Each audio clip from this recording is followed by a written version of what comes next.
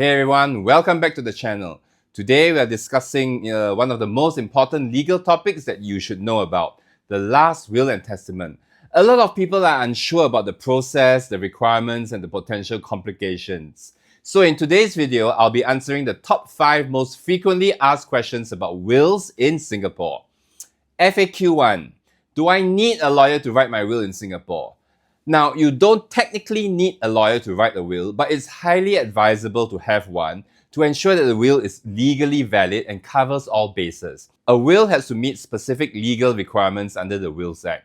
Without legal guidance, you might overlook critical aspects such as proper witnessing or clarity in the distribution of your assets, which could lead to disputes or complications. You should also take note that if you use free templates downloaded from the internet or DIY kits, when it's time for probate, the court might ask for an affidavit of due execution because the courts are sometimes wary whether the will was validly executed in the presence of two people at the same time. So they would want an affidavit of due execution, which is essentially a sworn statement from one of the witnesses to say that, yes, the testator did sign the will in front of both of the witnesses at the same time.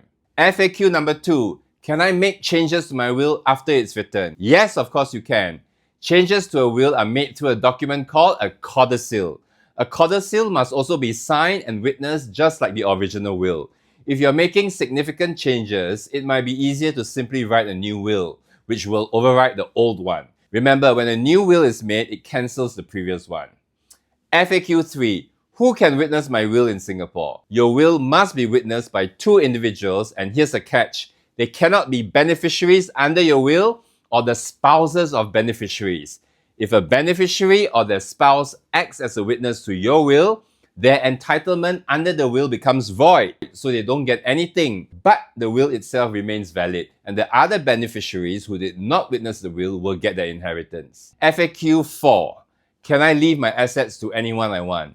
Yes, you can generally leave assets to anyone, whether it's family, friends, charities, or even organizations.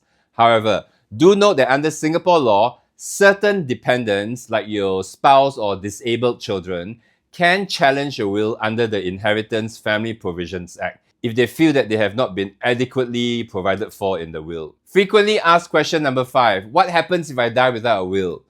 If you die without a will, the rules of intestacy under the Interstate Succession Act will determine how your estate is distributed. This means that the government decides how your assets will be divided among your family members, which may not align with your personal wishes. So there you have it, answers to the top 5 most frequently asked questions about wills in Singapore. If you found this video helpful, please like, share, subscribe for more legal tips. Thank you for watching. I'll see you in the next video.